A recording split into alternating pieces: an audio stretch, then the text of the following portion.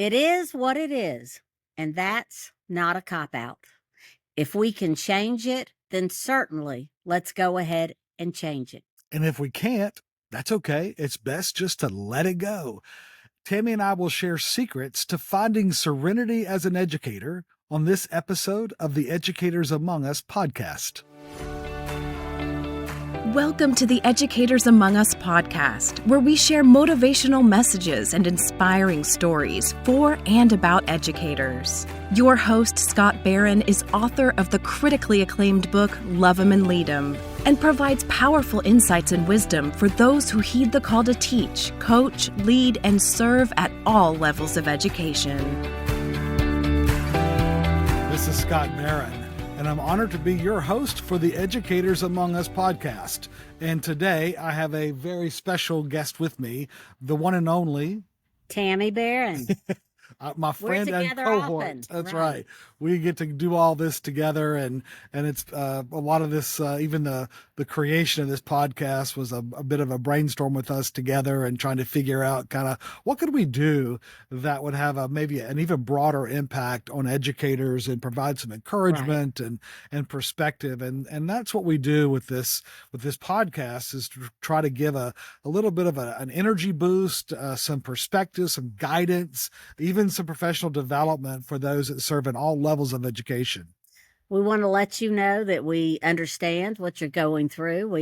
We have been there. We're educators ourselves and have been administrators as well. And now we work with educators to try to give them some inspiration, let them know that you're not alone. We're in it with you. We want to help give you some joy along the path. Yeah.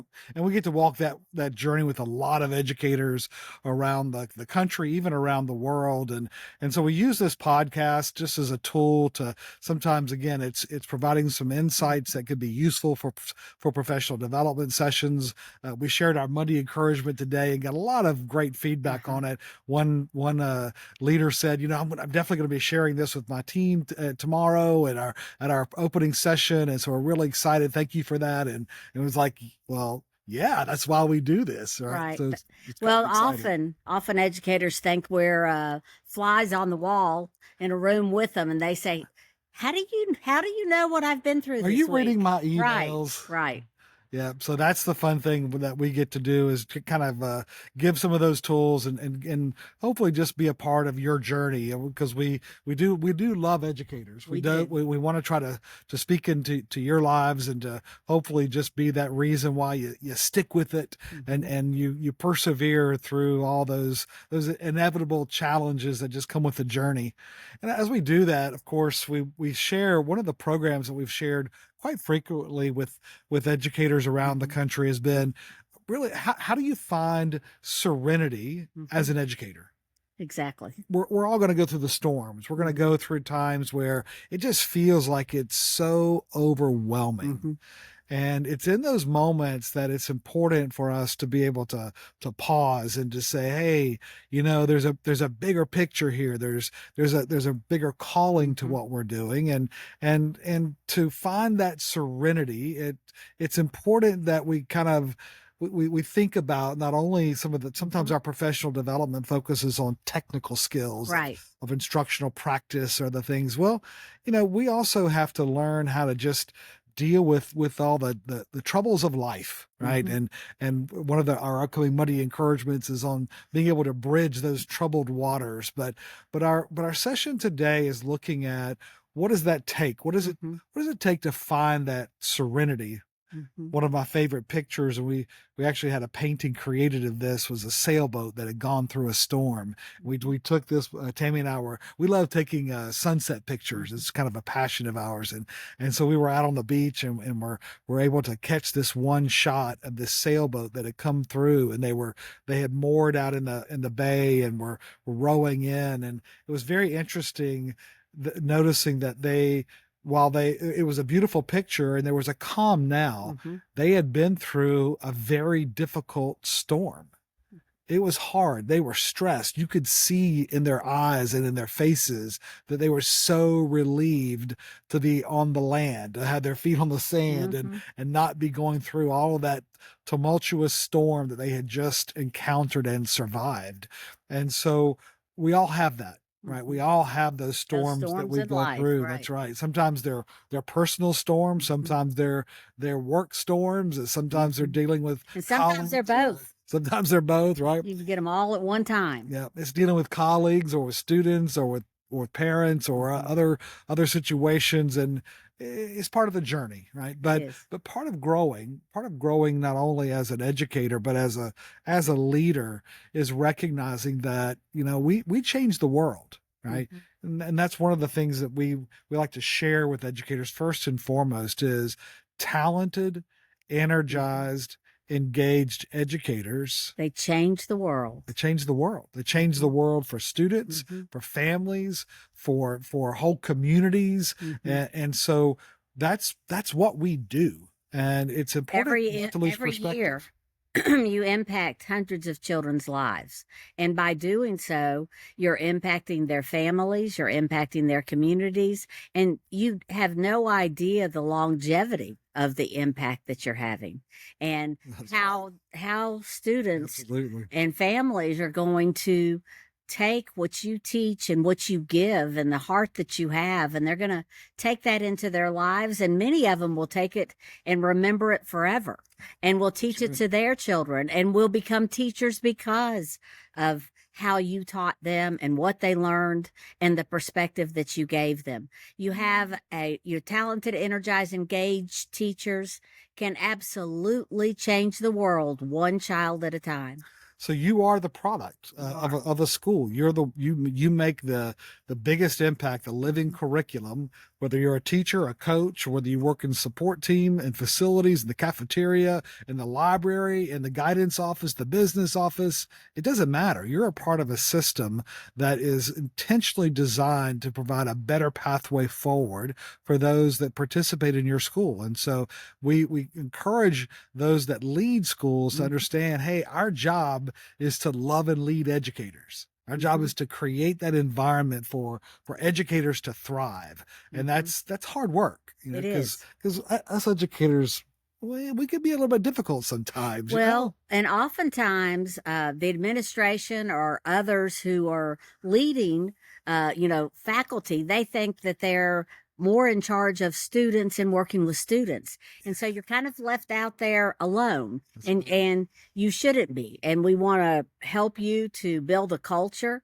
and a support system around you that will encourage you and enable you to be the very best that you could possibly be. Rooted in trust. Right. That's the key.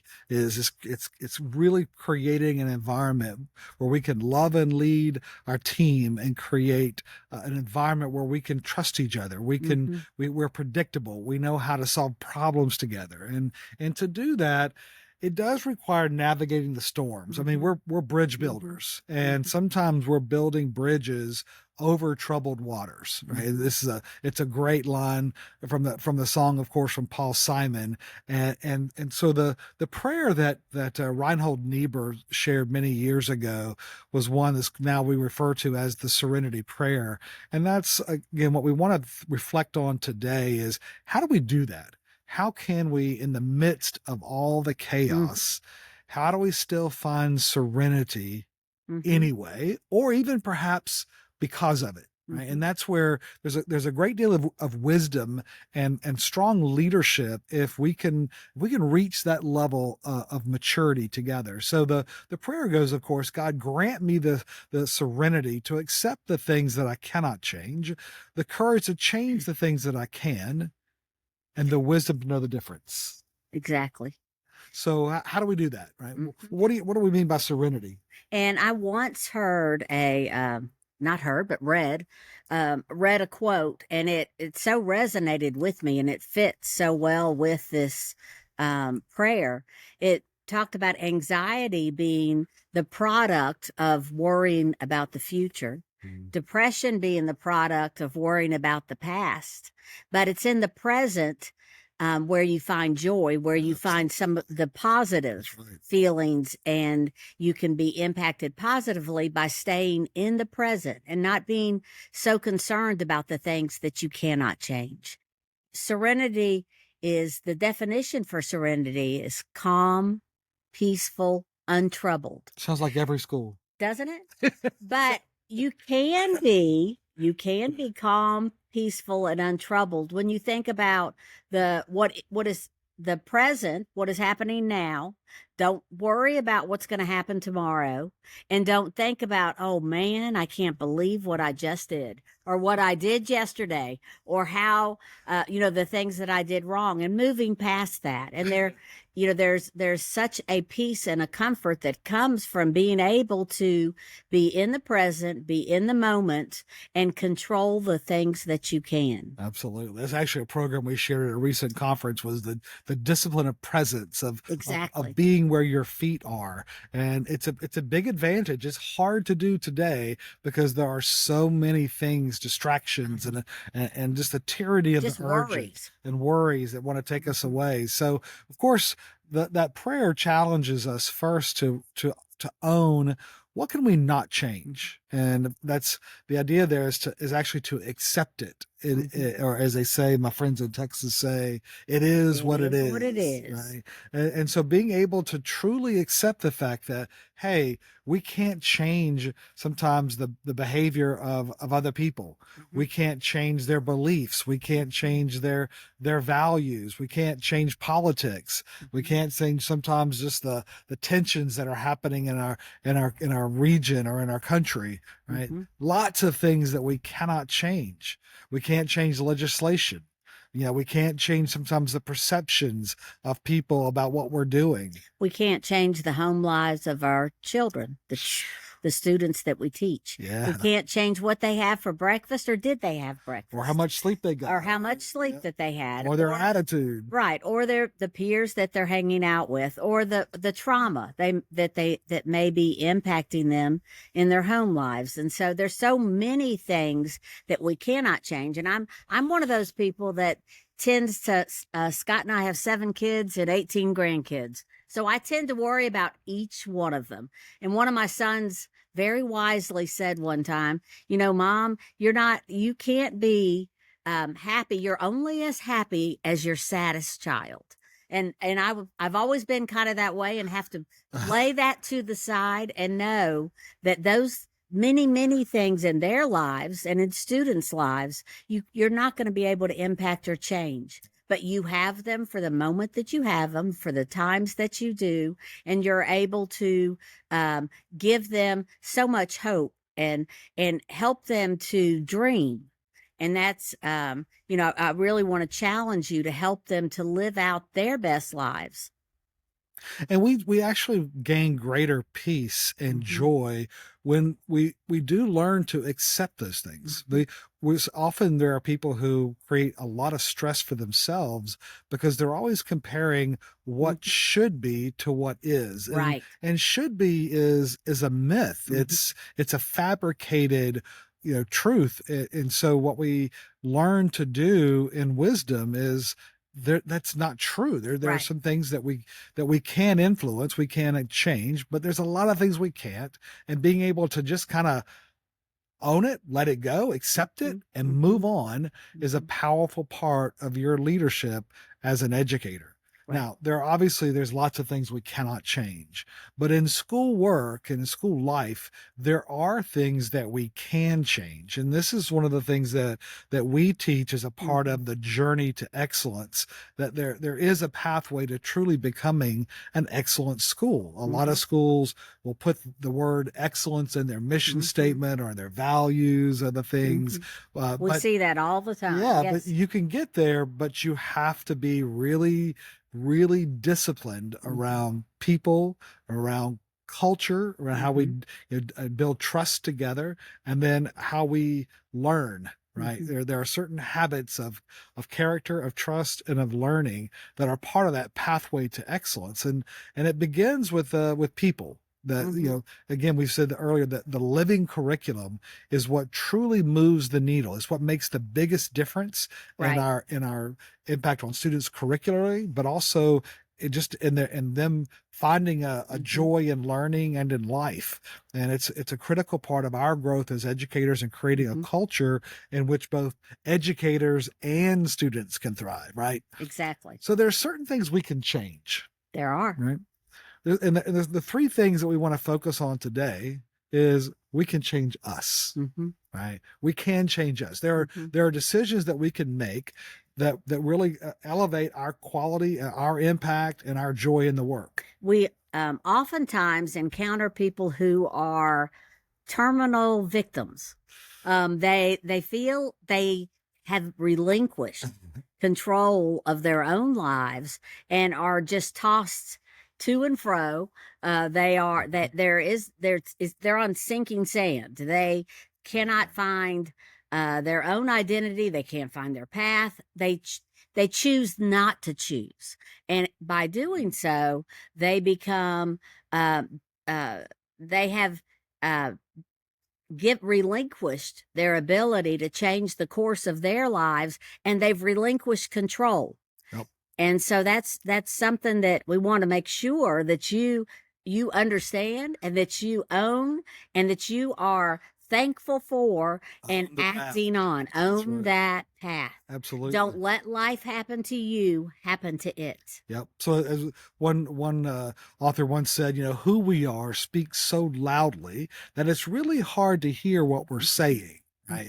It's our behavior. It's our characters, our attitude that comes through so loudly that regardless of what we put into our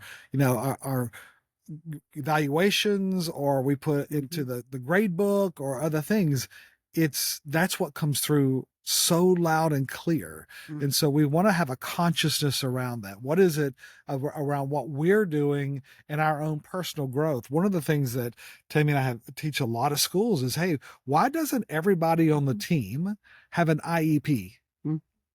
Right? Think about that. An individualized education plan. All of us as educators, it's important that we're thinking about and that we're intentional about our growth plan. That we have a plan for our own lives, that we are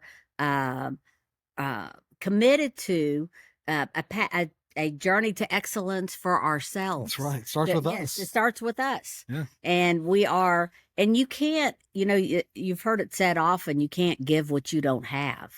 But when you start investing in yourselves and you start, the best way to teach children, when I taught kids, what I realized is that coaches know this, very early on, that if you can get to the heart of a child, you'll be able to change the whole child. They will give you everything if you can reach their heart and not just their head. Yeah. And so that's a really important, vital part of what you do, is reaching the heart of children.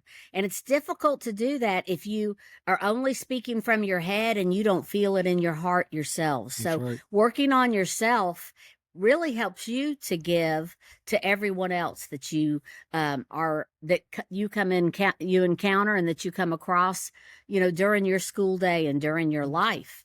This was an important question for us as we had the opportunity to work with a wide range of different types of schools, sizes, locations, etc. What we learned was that there began to be a pattern. If you looked at those educators who contribute at the highest level to mission, to culture, and to goals, what we discovered in a very multi-year research project was that the biggest difference, consistently, the biggest difference between those who were rated as at the highest level of contribution to mission, culture, and goals, and those who were rated the lowest, was always the same thing. And it was always attitude, right? Sometimes it was my attitude towards me, right? Sometimes it was my attitude towards other people and part of the team. And then it was also my attitude towards the organization. And really those three areas, we actually call this the key intelligences of highly effective educators. And that research has just proven to be very reliable in understanding how do we create excellent schools. Well, it requires having a commitment of people who share the same conviction about the mission, but also they're willing to be consistent in their behavior, in their attitudes. They're willing to be self-aware. They're willing to understand themselves. That was by far and above the number one key intelligence that we that resonated with administrators and other educators among the most productive educators in their fields. Who am I? Who am I? And being willing to own it and know where your weaker areas are, being curious, wanting professional development, wanting coaching, consulting, wanting to be better and to continue to better themselves. And that was such a vital, important part of those educators that were the most highly rated. Yeah. And so they not only had a curiosity about that, but they also were intentional about their own personal growth. Right. Right. And that's the question for you as you're moving into a new season, a new year, is to think about, so how am I growing? And not only do I want to define that specifically, but how will I have points of accountability to ensure that I follow through and follow up on my commitments and my own personal growth? This is a vital part of growing as a professional educator, and being intentional about communicating that to your team, having the vulnerability to be held accountable, right? Accountable, which is love, a hard, so often when we're working with educators, so often they are the king of their four-walled kingdom, and they don't realize they're very isolated. We're connected. That we're all interconnected. We're all puzzle pieces that fit together to create the whole. And knowing where you fit in, how you fit in, and how you can be not only the best for yourself, but for your teammates and for the organization as a whole, and understanding how that you impact every area is so vitally important for your growth. Please don't isolate, because when you do, it has an impact on the whole culture. And we can tell, we have the privilege of walking onto a lot of campuses every year, and you can hear it. You can hear the vocabulary. You can hear the way they look at each other. You can tell the tone and the tempo of this culture. And so often it is one that is more isolated and divided. There is no us. There's just me, myself, and I. And that's unfortunate, because that does create more stress, and it's harder to deal with all the things that come at us. And we have a line that says school happens, right? And we deal with a lot of not my stuff favorite line. Come on, it's reality, because we have to love each other and love families through all the things that come with life, and life and death and marriage and divorce and sickness and in health, right? So that's part of the journey, and that requires us to know how to predictably interact with each other, to have an attitude that is both graceful and is healing, and it's also remains, as Tammy mentioned, has a high degree of self-curiosity. Right. Attitude is the game changer. It is the game changer. Right? Now, you also, we get to choose. So what we get to control is us, but the other thing we control is our people, right? Exactly. Our peeps, our posse, our team, or whatever we want to call it, right? We get to choose who we hang out with. Right. And one of the things we know from our own experience in working with students and with children is, we don't outgrow this. We become like those we spend time with. Exactly. It is inevitable. It's just the way we're wired. And you may notice some kids. I notice some of my own, children that we have, who I can tell who they've been hanging around with, just the way they talk, by their attitude, vocabulary, by the way they're talking. I'll say, you were recently with so-and-so, weren't you? It's amazing how that rubs off on patterns of their behavior. patterns. Yes. We pick up their vocabulary, their mindset, and so the challenge really is to begin thinking through that idea of, so if we become who we hang around with, we become like them, we pick up those characteristics, then who do we want to spend time with? Right. Who has the habits? Who has the attitude? Who has the skills that we want to be able to learn from and maybe develop ourselves? And so as you're thinking about your growth plan, it's not just what maybe a class you're going to attend or other things you're going to learn. It's also, who do I want to spend time with? There's people on your campus that are going to make you better. And it's possible, maybe not on every campus, but there's a few people you can hang out with that tend to be a little more negative and toxic and I can disruptive. promise you they're there. Yeah, and it's unfortunate. It's a reality, and so you get to choose, right? We get to choose who we spend time with, and so we want to be very conscious of that. Think about people that you want to hang out with, and hey, listen. Pay them to be your friend if you have to. I mean, literally, do whatever you have to do. Take them to lunch. Go hang out with them. Do whatever you can to be around them, because you will learn from them. You will be able to plug into their habits and their mindset.